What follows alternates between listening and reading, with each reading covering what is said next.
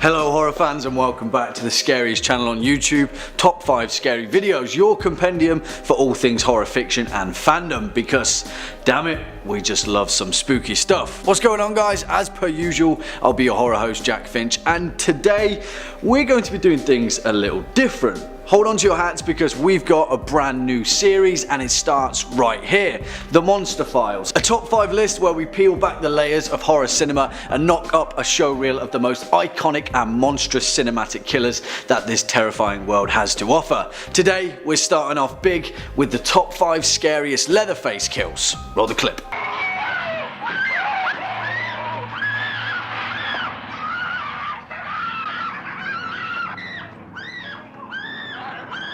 Tobe Hooper's 1974 masterpiece, The Texas Chainsaw Massacre, gave birth to one of horror's seminal slashers, Jedediah Sawyer aka Leatherface, the deeply disturbed and almost childlike chainsaw-wielding killer tucked away deep in the boonies of rural Texas, frolicking around and wearing people's skin on his face. Well, when you say it like that, it's almost sweet, right? Leatherface, although loosely, was based on the notorious necrophile killer Ed Gein, a murderer who exhumed over 20 corpses to fulfill his twisted propensity for flesh. This shocking crime germinated in our cultural psyche, spawning characters such as Hitchcock's Norman Bates, Buffalo Bill from The Silence of the Lambs, and of course, Leatherface. Let's take a look at his greatest hits, shall we? Before we do that though, if you're a fan of this new series, let us know your thoughts in the comment box down below. Who else should we cover? We've already got Michael Myers in the pipeline, so stay tuned. Make sure to hit that thumbs up button as well as that subscribe bell so you can stay up to date with your latest and greatest uploads. On with the show. Kicking off at number 5, Franklin, The Texas Chainsaw Massacre,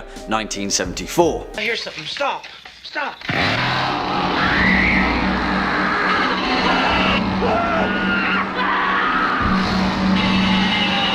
I'm not gonna lie, Franklin was a jerk, and in Tobe Hooper's 1974 original, we as viewers were just waiting for him to meet his demise.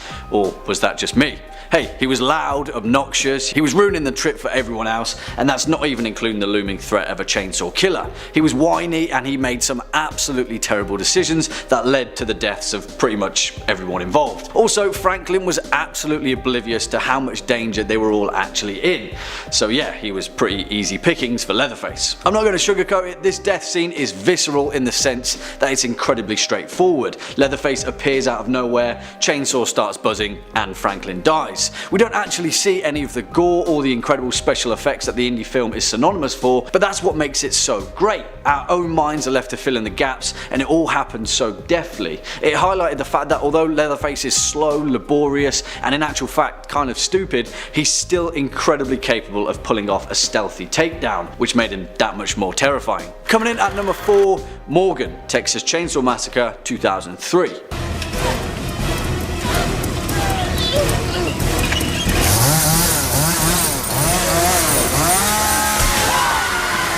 I don't know. I'm still undecided as to whether I'm a fan of the recent remakes. I mean, by the time number 3 in the series came out, things could only get better, I guess. But the one bonus they do have is some absolutely insane Leatherface kills. In the 2003 remake of the original, Morgan filled the same role as Franklin, a bit of a jerk really, who initially appeared as comic relief for the otherwise bleak tone of the movie. Well, his jokes quickly started to grate on us, and that only meant one thing: he's gonna get chainsawed. But of course, director Marcus Nielsen had to tug on our heartstrings because despite Morgan being an arse, he ultimately dies a hero in an attempt to protect our final girl, Erin, and the whole thing is emotionally confusing. Still, Leatherface is at the top of his game, and we get a subtle nod to the meat hook scene of the 1974 original, and then Leatherface proceeds to chainsaw Morgan in half from the groin up. Deep breath, horror fans. I know you will felt the same way. Next up at number 3, Hartman, Texas Chainsaw 3D, 2013.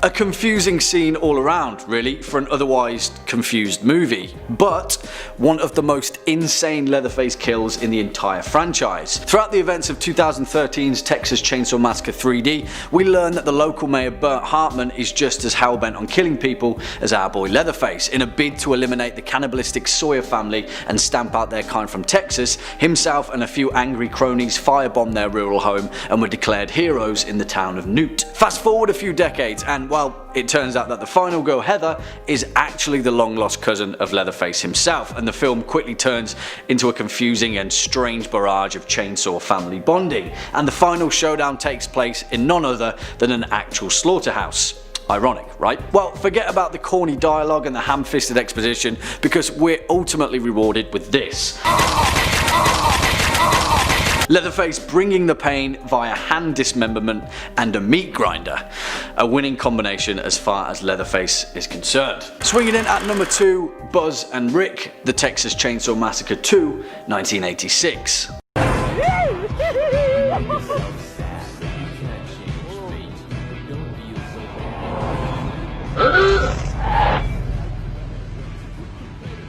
And from the off, we all knew where this one was going. Now, I'm actually quite a big fan of the 1986 sequel. Yeah, it's a bit camp, a bit over the top, lacking of that bleak visceral tone that the 1974 classic captured, but as far as 80s horror flicks go, it's a damn good movie. Also, this is the only point in the franchise where Leatherface actually dies, intended to be Tobe Hooper's graceful departure from the character, but thankfully for us, his story didn't end there. The road to nowhere scene begins with Buzz and Rick, two high school seniors who, you guessed it, are absolute jerks. They're wearing goofy x-ray glasses, they're loud, obnoxious, and they're prank calling the local radio DJ, Stretch, who turns out is the unwitting love interest of Leatherface himself. Now, this is an absolutely incredible opening sequence highlighting special effects legend Tom Savini at the top of his game, with a gut-wrenching display of chainsaw scalping. Awesome stuff. And finally, at our number 1 spot, Pam, The Texas Chainsaw Massacre, 1974.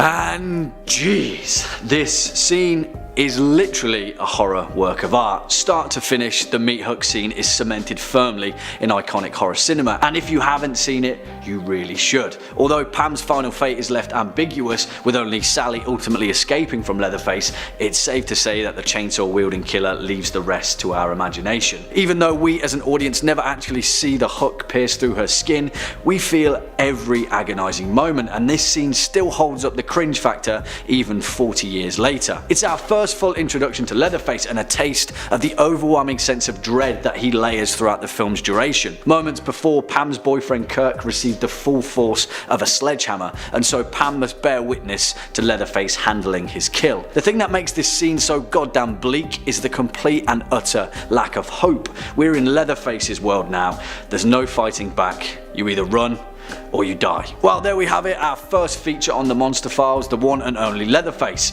Unfortunately, folks, that's all we've got time for in today's video. I sincerely hope you'll be a fan of this new series. Let us know your thoughts in the comment box down below. It's been a pleasure making this video for you all. If you'd like to stay updated with your daily dose of horror, be a dear and ding that subscribe bell. As always, I've been your host, Jack Finch. You've been watching the Monster Files on Top 5 Scary Videos, and until next time, you take it easy. Today, we're back at it again, and we're hitting you up with our second episode in the Monster Files series, our latest foray into the horrifying world of cinematic horror fandom. If you haven't checked out our first part, Leatherface Scariest Kills, then definitely check it out. What's going on, guys? As always, I'll be your horror host, Jack Finch, as today, in our second episode of the Monster Files, we take a look at the big guy himself in the top 5 scary Michael Myers chase scenes. Roll the clip.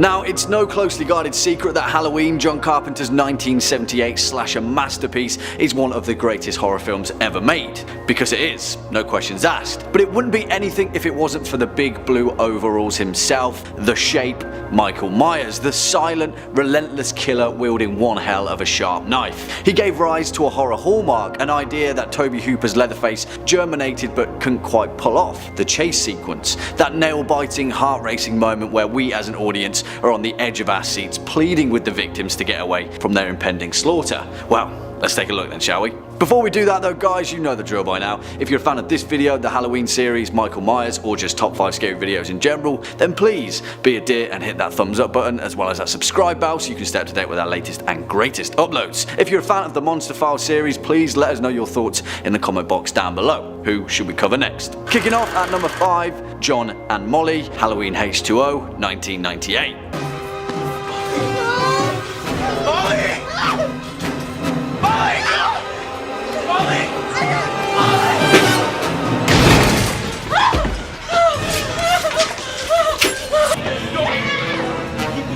Keep moving!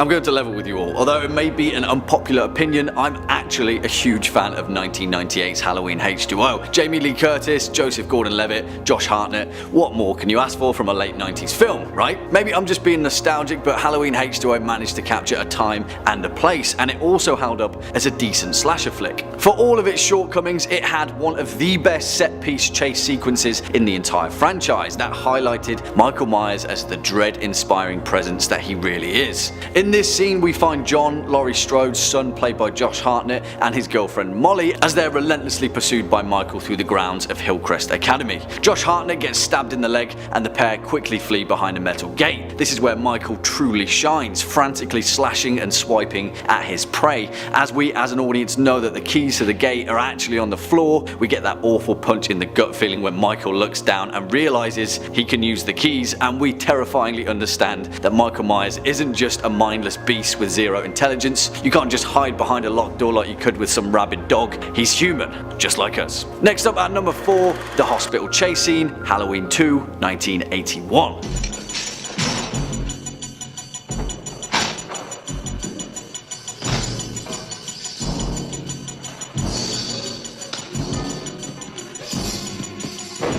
And what more can I say about this scene other than it's 5 minutes of pure horror mastery, and in a film that really held its own after the stellar display of Halloween. Halloween 2, directed by Rick Rosenthal and released in 1981 with executive backing from John Carpenter himself, finds us mere moments after the cliffhanger that we were left with after the original. It picked up that momentum and it just kept running. Not only does this scene feature, in my opinion, one of the best slasher death scenes in the genre, where Michael Myers seemingly murders and picks up Nurse Jill with merely a scalpel, it also features one of the most nail-biting chase sequences in the franchise. It takes place in Haddonfield Memorial Hospital, of all places, if hospitals aren't already terrifying enough, and the Shape is seemingly unstoppable on his murderous campaign. From a cinematic perspective, Halloween 2 really highlights the fact that Michael Myers can appear out of nowhere. There's no buzzing of chainsaws to herald his arrival, there's no 1-2 Freddy's coming for you. The Shape just appears, and unless you're Jamie Lee Curtis, you're probably already dead. Coming in at number 3, Rachel and Jamie, Halloween 4, 1988.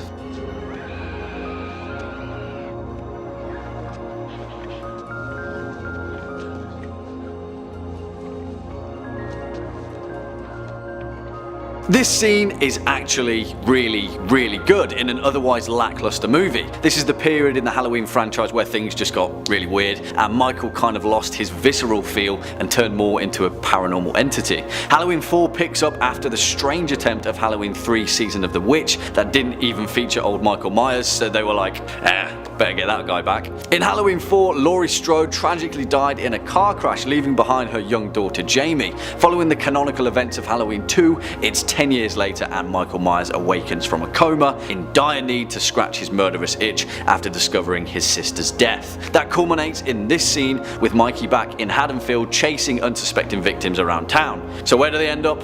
the roof, of all places. Come on guys, that's horror 101. Nevertheless, you could cut the amount of tension in this scene with a knife, ultimately ending with Michael throwing Rachel from the roof, allowing young Jamie to make her escape. And talking of that, swinging in at number 2, Tina's Sacrifice, Halloween 5, 1989.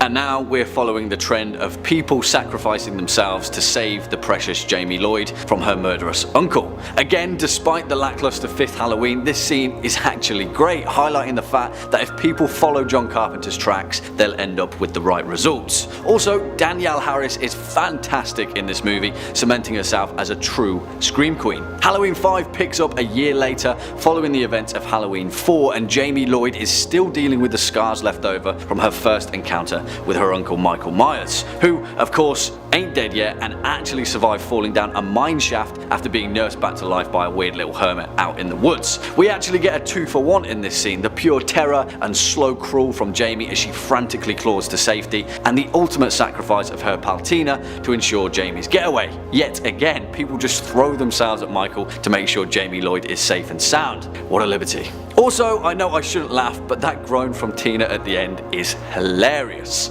Run! Run! Run! Run! And finally, at our number 1 spot, it has to be Laurie Strode, Halloween 1978. You can't kill the boogeyman. Get in there, come on, Tommy. Now lock the door.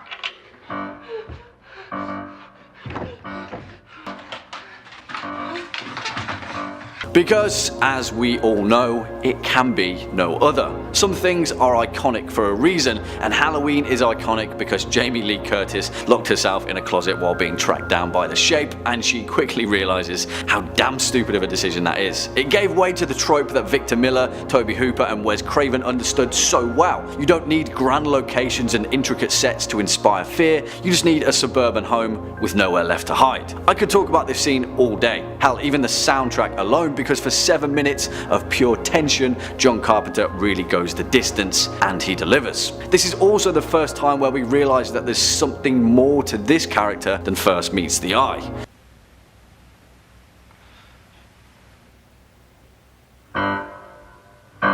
Yeah.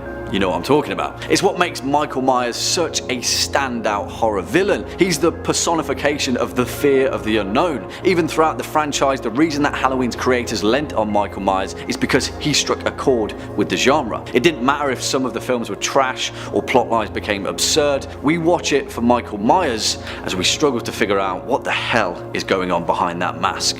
Well, unfortunately folks, that's all we've got time for in today's video. I sincerely hope you've enjoyed our second part of the Monster Files series. Cheers for sticking around all the way to the end. If you've got a suggestion for this series or just a critical or kind word, let us know your thoughts in the comment box down below. Be sure to hit that thumbs up button as well as that subscribe bell so you can stay up to date with your daily dose of horror. As always, I've been your host Jack Finch. You've been watching the Monster Files right here on Top 5 Scary Videos, and until next time, you take it easy. Hello horror fans and welcome back to the Scaries channel on YouTube, Top 5 Scary Videos, where we've got another showstopper in our brand new series, The Monster Files. This time we're taking a turn into the Saw franchise, a global phenomenon that ushered in a new age of gore-centric horror. Love them or hate them, there's no doubt that Jigsaw and his terrifying box of horrors paved the way for a new grotesque generation of horror cinema. What's going on guys? As per usual, I'll be your horror host Jack Finch as we dive back into that blood-soaked filing cabinet known as the Monster Files and take a look at the top 5 scariest and horrific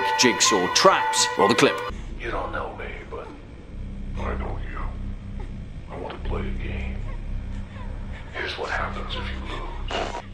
Before we dive on into this latest monster file, why don't you go ahead and let us know your thoughts about this series in the comment box down below. If you're feeling up to it or you're just a fan of top 5 scary videos in general, then show us some love with a good old thumbs up and make sure to ding that subscribe bell so you can stay up to date with your daily dose of horror. Whether you love the Saw franchise or despise them, there's no denying that they've left their mark on the world of horror cinema. For a franchise that began with such a small budget, its 8 films have gone on to gross over $975 million at the worldwide box office, making it one one of the highest grossing horror franchises of all time, and it revolves around one guy and his twisted propensity to administer pain via intricate psychological torture. Jigsaw, aka John Kramer, who believes that if his unfortunate victims can survive, they'll be better human beings altogether. Yeah, I'm not entirely sure if he's qualified to make such an assumption, but let's take a look at his best attempts. Kicking off at number 5, 10 Pints of Blood, Saw 5.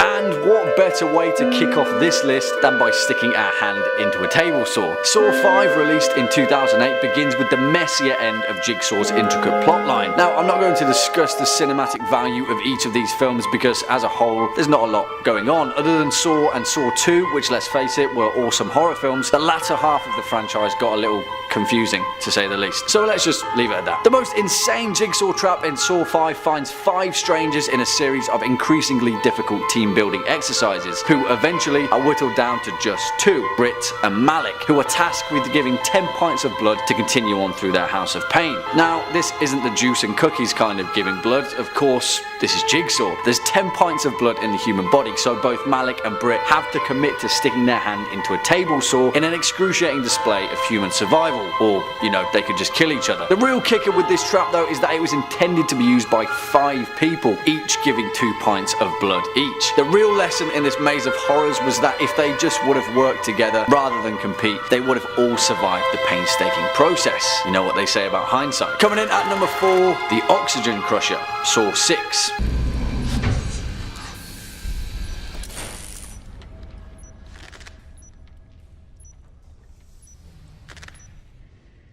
Perhaps the most severe anti-smoking promotion we've ever seen, and if I'm being honest, this is probably one of the bleakest traps in the entire Saw franchise, mainly because of the primary victim, Hank, just a random janitor that Agent Hoffman's Jigsaw seemingly pulled off the street. Hank didn't do anything wrong, he never harmed anyone other than himself, and he succumbed to this torture. Poor guy. Saw 6 revolves around William Easton, an insurance executive for Umbrella Health, the company responsible for denying John Kramer, the original Jigsaw, with an experimental cancer treatment. Alongside poor Hank, William wakes up strapped to a vice-like machine linked up to an oxygen mask strapped over the men's faces. Every breath they take and every move they make causes a hydraulic vice to tighten on their torso. Of course, it's revealed that poor Hank, the janitor, has a terrible smoking habit, and he evidently finds it difficult to hold his breath, ending up with the trap compressing his sides so tightly that his chest cavity explodes. This one is straight up murder. There's no lesson to be learned whatsoever. Next up at number 3,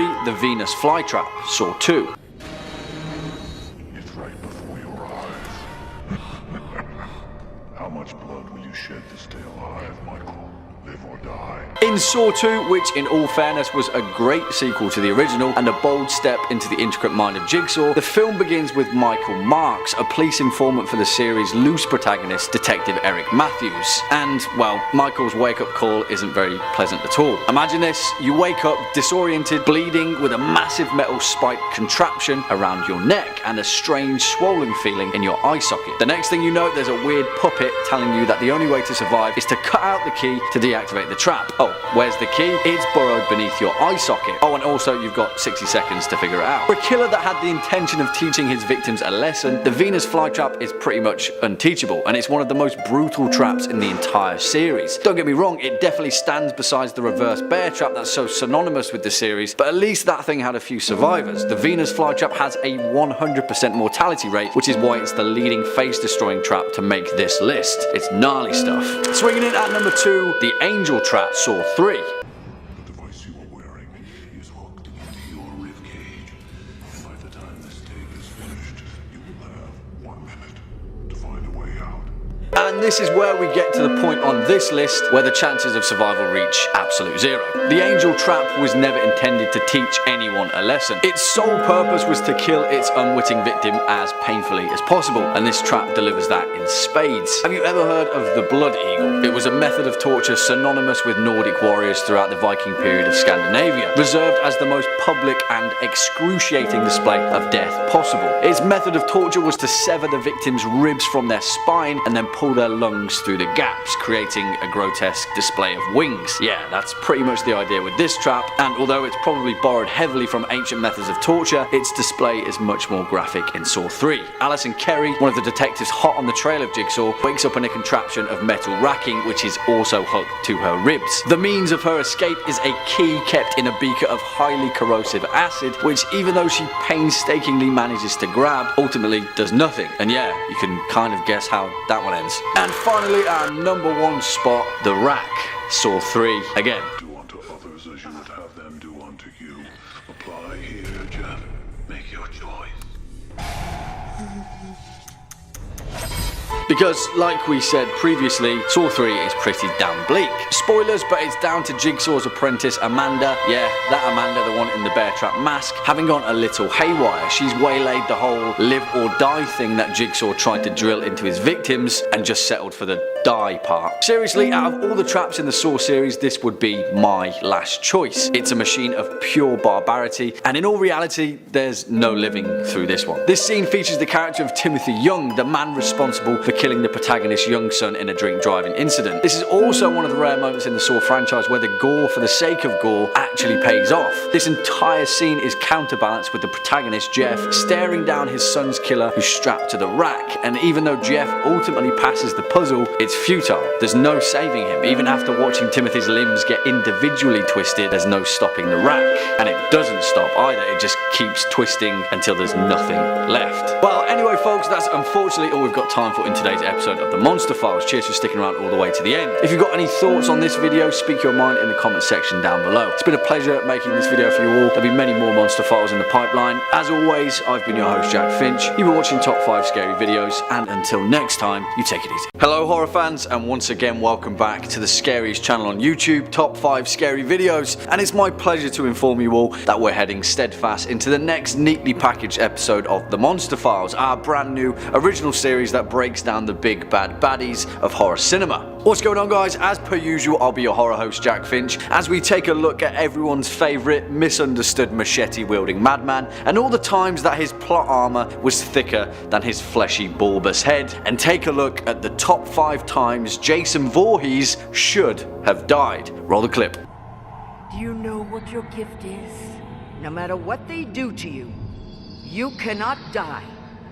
You can never die. There's a legend around here, a killer buried but not dead, a curse on Crystal Lake, a death curse. Well, for fans of the Friday the 13th franchise, which I hope many of you are, you'll know that there are 2 things to expect from a Jason Voorhees based flick. 1, he's gonna kill a lot of people, 157 victims to be precise, over 12 slasher movies and a staggering 4 decades worth of cinema. And 2, he can't die. No matter what you throw at him, heck, he can even survive in the vacuum of space, but we try not to talk about Jason X. Created by Victor Miller alongside the legendary visual effects of Tom Savini, the boy Jason is up there in the halls of the horror greats. So let's take a look at all those times he should have died. Before we do that though, you know how it is horror fans. If you're a fan of this video, the Monster Files, Friday the 13th, or just top 5 scary videos in general, please hit that thumbs up button and show us some love in the comment section down below. I try and read them all, and really, you guys are great. Keep it up. If you'd like to get in touch with myself or the creative team here at Top 5 Scary Videos, make sure to take a peek at the info box down below. On with the show.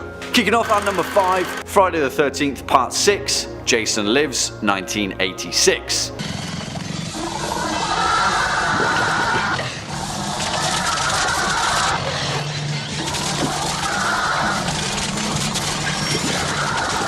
Let's not beat around the bush now guys. It's safe to say that anything past part 4 of the Friday the 13th franchise gets a little bit weird, and Jason is heralded more as some mystical horrific zombie than the relentless hellbent killer that we know and love. In part 6, Jason Lives, he's explicitly designed to be a supernatural force, raised from the dead via, wait for it, electricity. Yeah. Directed by Tom McLaughlin, Part 6 really did miss the mark in most senses and paved the way for a decade's worth of weird silver screen depictions of Mr. Voorhees. Although you can't deny that it's an incredibly entertaining horror film and absolutely hilarious in many parts. However, and it's a big however, this has one of the most insane Jason death scenes in the entire franchise, and I don't say that lightly. It's really, really good. Part 6 features the return of Tommy Jarvis after the controversial events of the 5th installment of the franchise, franchise, and he's ready to confront his literal demon, dig up Jason's body and burn him on a pyre. Of course, we know that's not how it goes down, but in the end, played out on Crystal Lake, Tommy Jarvis ties a boulder around Jason's neck with a chain,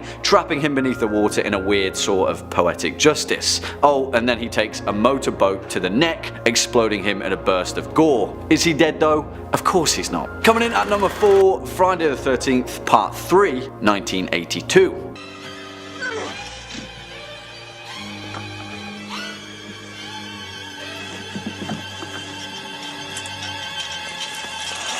Now we're talking, because in my personal opinion, parts 1 to 4 of the Friday the 13th are just horror gold. They're everything we want from a slasher flick, and then some. While in part 3 of the franchise, Jason not only survives a 15-foot drop from a barn while wrapped in a noose, he also survives an axe to the head, because, you know, he can't die. Released in 1982 and directed by Steve Miner, Part 3 was the first film in the franchise to feature Jason's trademark hockey mask and the first silver screen depiction of a horror icon. Oh, also it was released in 3D because, you know, that's what they did back in the 80s. Friday the 13th Part 3 is probably the most violent in the entire series, featuring some real eye-popping death scenes, so compared to Jason's final comeuppance, it seems pretty tame. Although it's the score that does it for me, fantastically composed by the hallmark Harry Manfredini, who pretty much did the entire franchise. Layered on top of that is the audience's slow realization that, yeah, maybe his death in Part 2 was a fluke, but after what happens here, this Jason Voorhees fella, he ain't quite right. Next up at number 3,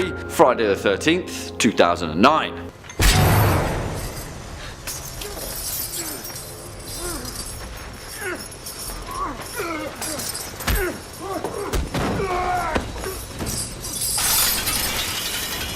This may be a little bit controversial, but I'm actually a fan of the 2009 remake by Marcus Nispel, who in my opinion had already done a stand-up job of remaking Tobe Hooper's Texas Chainsaw Massacre. Although definitely not a shot-for-shot remake of the original Friday the 13th, it's more of an amalgamation of the best parts of the first 3 films. We get a brief glimpse of Jason's mother, but the bulk of the plot is mainly made up of that horror trope we all know and love, a group of teenagers horrifically hunted across a haunted campground by a machete-wielding maniac. At the climax of the film, Clay, played by Supernatural's Jared Padalecki, manages to latch a bear trap and chain to Jason's neck before it's thrown into a hay hopper and Jason is painstakingly pulled into the machinery. Of course though, the real poetic justice comes from Jason being stabbed in the chest with his own machete, but the real knife twist comes with the "say hi to mommy" line. That's just rude. Seemingly this was the last time we saw Jason on the silver screen, but of course,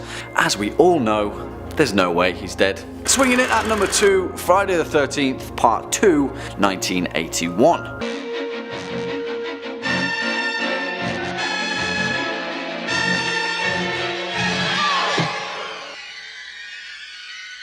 And yeah, sorry to play fast and loose with chronology, but I'm trying to be fair here. Part 2 is just a better film, and if we're being honest, it's my favourite film in the entire franchise. In many ways, I much prefer the I hold sack than the hockey mask, but that's just for me. Different strokes for different folks. At the time, this film received such scathing reviews that it was almost laughable, but what did they know, right? Friday the 13th Part 2 is a horror masterpiece and a very important landmark for the genre. Part 2 fires us in just months after the events of Friday the 13th, after the final death of Jason's mother, Pamela Voorhees, but oh boy, that really riled him up, and Part 2 sees a sack-wearing Jason on a machete-wielding revenge spree. This was also Steve Miner's directorial debut that left him picking up Victor Miller's legacy in fully fleshing out the Jason Voorhees character. It plays heavily on Italian horror cinema with slow, drawn-out death scenes paired with a screeching cinematic score and a visceral visual realization of Jason's trademark violence.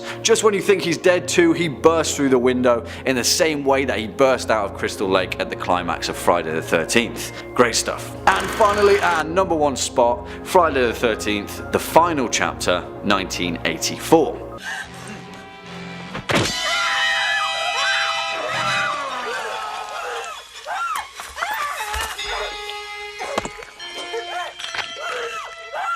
Because how the hell Jason survived this one, we'll never know. It's hilarious really, the fact that this fourth film, titled The Final Chapter, actually saw a staggering 7 more films follow it. But because of that, this final scene is even more telling. In this film, Jason's death was actually intended to be just that, his final death. The intention was for Tommy Jarvis, played in this film by the awesome Corey Feldman, to pick up the mask and mantle of Jason Voorhees as a new type of killer, which played out in the plot of the 5th film, Friday the 13th: A New Beginning. But of course, Part 5 did so incredibly poorly that was torn to shreds by fans of the franchise that they had to bring Jason back in Part 6 to please the ravenous hordes. Still, it doesn't explain away the fact that Jason had his literal head hacked to pieces by his own machete, demonstrated with some awesomely vivid visual effects from Tom Savini. The final chapter is held dearly by horror fans as the highlight of the entire Friday the 13th franchise, and what a swan song it would have been if Jason would have finally been defeated. But as we know, there's a legend around here, a killer buried but not dead. Unfortunately, horror fans, that's all we've got time for in today's episode of the Monster Files. Cheers for sticking around all the way to the end. If you're a fan of this video, please show some love with a thumbs up and make sure to ding that subscribe bell so you can stay up to date with your daily dose of horror. As always, I've been your host Jack Finch. You've been watching the Monster Files on Top 5 Scary Videos, and until next time, you take it easy. In his house at R'lyeh, dead Cthulhu waits dreaming. The line first penned in H.P Lovecraft's 1926 short story, The Call of Cthulhu, outlining the machinations of a bizarre cult first found in the misty swamps outside of New Orleans, worshippers of something beyond the comprehension of human power.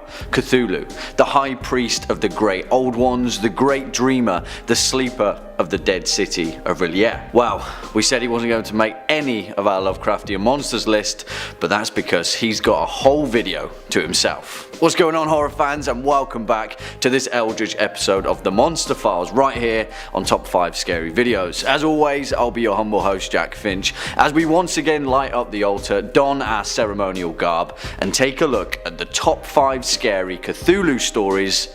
Roll the clip.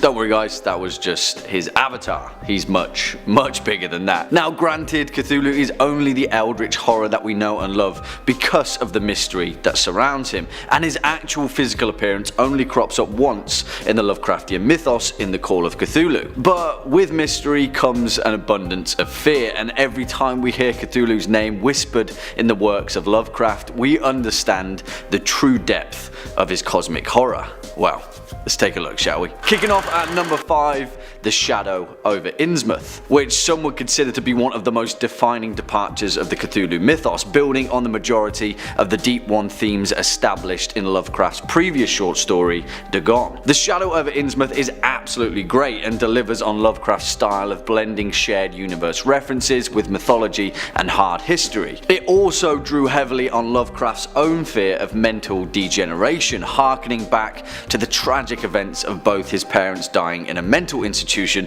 and the fear of not being able to escape your own genetic fate. This story, although of course Cthulhu is only ever alluded to, features the creepy coastal town of Innsmouth, Massachusetts, and its bizarre and otherworldly inhabitants. Well, otherworldly in the sense that the townspeople have been breeding with fishmen for centuries, offering human sacrifices to remain in good standing. It fleshes out the concept of the Deep Ones, the custodians of Cthulhu, who maintain his aquatic realm and the dead city of R'lyeh, living deep beneath the sea and emerging to claim unsuspecting sacrifices for the great old one. Coming in at number 4, The Trail of Cthulhu, which granted is a series of interconnected short stories by American author August Derleth, a longtime friend and colleague of Lovecraft who would often flesh out the Cthulhu mythos, alongside other authors such as Lynn Carter and Brian Lumley, who were often dubbed the Lovecraft Circle. If you've got some time to kill though, I definitely recommend reading The Trail of Cthulhu because it's worth it for the creepy, slow, sinking step into the wider world of Cthulhu. The Trail of Cthulhu is comprised of the House of Kerwin Street, the Watcher from the Sky, the Gorge beyond Salapunco, the Keeper of the Key, and the Black Island. It focuses on the character of Laban Shrewsbury, an anthropologist and professor of philosophy at Miskatonic University, who pursues the ancient texts and scriptures of a mysterious cult and makes it his life's work to combat and expose the Great Old Ones and their grotesque followers. It's cut and shut cosmic horror wrapped up in an increasingly terrifying mystery, and of course, there's no happy ending. Next up at number 3, The Whisperer in Darkness, which is a different dive of direction into the Cthulhu mythos, at a time where Lovecraft would focus more on science fiction and the scope of his universe rather than mysterious cults in mysterious towns doing mysterious things. Besides that though, The Whisperer in Darkness is perhaps Lovecraft's most startling example of the futility of mankind against the cycles of the Great Old Ones and Outer Gods. Also, it's like one huge terrifying cosmic mind-bending acid trip, and first alluded to the bug-like fungal alien brain-stealing fanatics, the Migo, which were a whole new level in Lovecraftian horror. But what have they got to do with our boy Cthulhu? Well, of course, he's their great tentacled all-powerful prophet. The Whisperer in Darkness focuses on the main character of Albert N. Wilmarth, a professor of literature at the Miskatonic University in Arkham. He gets wrapped up in the conspiracy of a group of monstrous beings in the foothills of Vermont, exchanging letters with the mysterious Henry Wentworth Akeley, a man who claims to know the extraterrestrial origin of those grotesque beings. In the short story, Akeley states, "I learned whence Cthulhu first came and why half the great temporary stars of history had flared forth." Spoilers, it doesn't end well. Swinging in at number 2, The Nameless City. First published in 1921, Lovecraft noted that the idea for The Nameless City was based on a dream, and in that case, it's no wonder that Lovecraft became the grandfather of cosmic horror if he was having dreams like that. As well as his bizarre dreams, it was also inspired on Edgar Rice Burroughs' At the Earth's Core, focusing on the themes of alien races more powerful and more intelligent than mankind, creating ancient civilizations lost deep beneath the Earth's crust. The Nameless City describes the ruins of an ancient reptilian civilization lost in the desert sands of the Arabian Peninsula, older and more mysterious than any other on the planet. And why did they build such a massive, glorious city? Well, of course, to worship the Great Old Ones and their high priest. It's always that, right? The Nameless City is a terrifying yet easy read and is the perfect way to understand firsthand the bizarre mystery that surrounds the Cthulhu mythos. It also features the mad Arabian poet himself, Abdul al-Hazred, the author of the Necronomicon, and a crazed, fanatical character that heralds the terror of the Great Old Ones. In it, he says one of my most favourite lines in the whole of Lovecraft's work: "That is dead which can eternal lie, and with strange eons even death may die." So good. And finally, at our number 1 spot, The Call of Cthulhu. And of course, it has to be the only time that we get to fully glimpse Cthulhu's grotesque fleshy head. Not only that though, but an insanely well written horror story and the perfect first step for any Lovecraftian rookies. The way that it grabs you with intrigue and slowly peels back the horror of the Great Old Ones and the more powerful forces in the universe at play is one of my favourite components of cosmic horror. Part mystery, part manuscript, The Call of Cthulhu is written in documentary style, weaving together 3 separate stories that slowly piece together the existence of Cthulhu himself and his cult of followers. The story features perhaps the perfect surmise of Lovecraft's work in its opening 2 sentences. "The most merciful thing in the world, I think, is the inability of the human mind to correlate all its contents. We live on a placid island of ignorance in the midst of black seas of infinity, and it was not meant that we should voyage far." I don't want to ruin anything about The Call of Cthulhu, because if you've never read it, there's a certain magic that comes with going into it completely blind. It's terrifying, it's transfixing, and it's full of insanely grotesque tentacles, which are the 3 core elements of anything and everything to do with Cthulhu. Give it a read.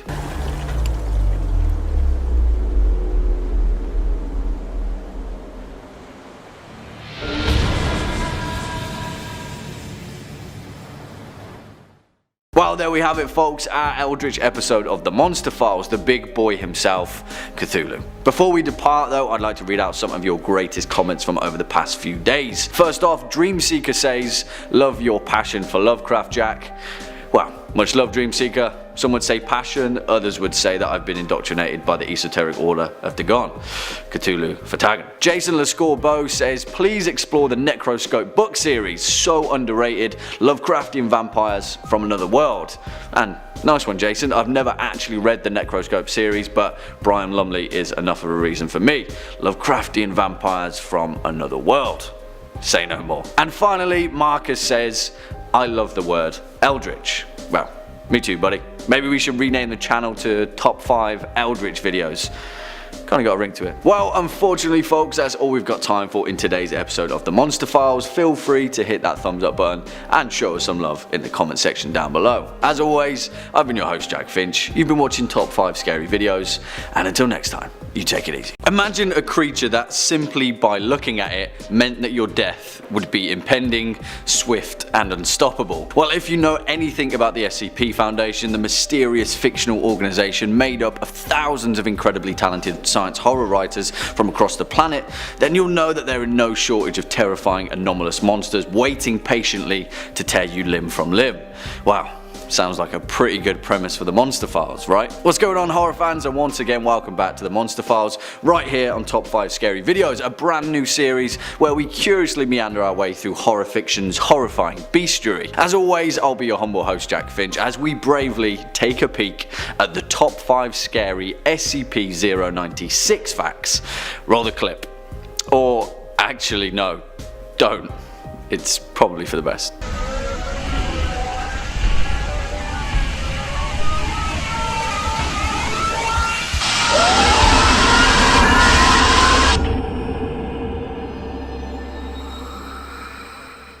For those of you that don't know, the SCP Foundation is an absolutely massive web-based collaborative fiction project centered around a fictional organization lurking in the shadows of human civilization, protecting it from some of the most insanely violent entities that violate natural law and threaten our universe, catalogued and referred to as SCPs, or more colloquially, SCIPs. It began on the Paranormal X board of 4chan sometime in 2007, but since then has expanded to over 5,000 separate items, as well as uncountable supporting source material and additional notations. If you've got a few hours to kill, I'd recommend diving in, because once you're hooked, you're hooked. Well, let's take a look at one of its most terrifying creatures, shall we? Kicking off at number 5, we can't look at it. And this is probably the most important facet of SCP-096, so we better get it out of the way before we go any further. Don't ever look at SCP-096.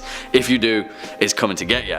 Yeah, you might think, so why are you showing photos of this thing all the way through this video? Well, my answer would be, it's just fiction, right? Surely everything will be fine. If not, I'm incredibly sorry. Before we even describe the physical attributes of this creature, it's important to note that whenever someone views SCP-096's face, well, in short, it'll likely be the last thing that they ever see. Whether it be directly via video recording, hell, even a photograph of it, SCP-096 will enter a stage of considerable emotional distress, begin screaming, crying, and babbling incoherently. After several minutes after the initial viewing, 096 will snap out of its emotional rage and begin running to the person that viewed it. Irregardless of any of its other terrifying features, this one is the most fear-inducing. It harkens back to the gothic ideal of inevitable dread, an unstoppable force that is already decided, and once the wheels are in motion, there's nothing that you can do to stop it. Coming in at number 4, it's pretty body conscious. And, well, that's a polite way to put it. As the record states, 096 is a humanoid creature that measures approximately 2.38 meters in height. It shows very little muscle mass, with most of the Foundation's analysis pointing towards mild malnutrition. Its arms are grossly out of proportion with the rest of its body, with an approximate length of 1.5 meters each. Its skin is wholly devoid of pigmentation, with zero sign of any body hair. Essentially, picture either Gollum or the subterranean creatures from The Descent, stick some extra long arms on them and give them body dysmorphia, and you get the terrifying visage of 096. Not only that, but its jaw can open to 4 times the normal size of an average human. Remember that scene from The Taking of Deborah Logan? Yeah, you know the one.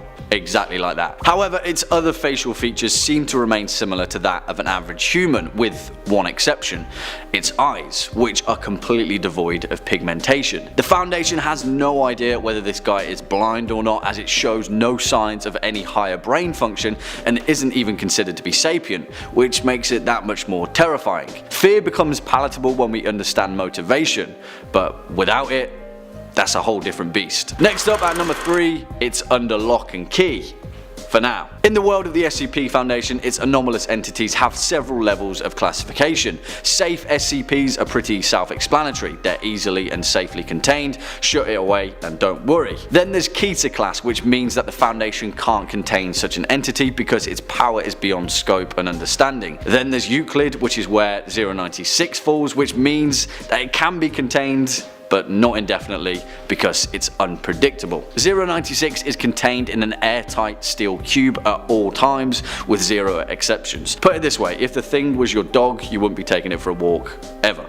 Bad example, but you get the picture. Weekly checks for any cracks or holes are mandatory, and its cube is under constant external surveillance. There is absolutely no video surveillance or optical tools of any kind inside the cell under any circumstances, and security personnel use pre-installed pressure sensors and laser detectors to check the shy guy is still in there. I mean, for me, the most awesome part of the SCP Foundation is the detail and lengths that these documents go to outline just how dangerous these entities are, and 096 is up there with the most terrifying. Swinging in at number 2, it's unstoppable. Yeah, and this is the bit that you're waiting for, right? It doesn't really matter the setup, we want to know the outcome. And like the majority of entities in the SCP Foundation, the outcome is very rarely good. Once someone has seen 096's face, it proceeds to move towards them, and nothing, not even the most complex of materials, can stop it. It literally tears out of its containment unit, breaks through concrete walls,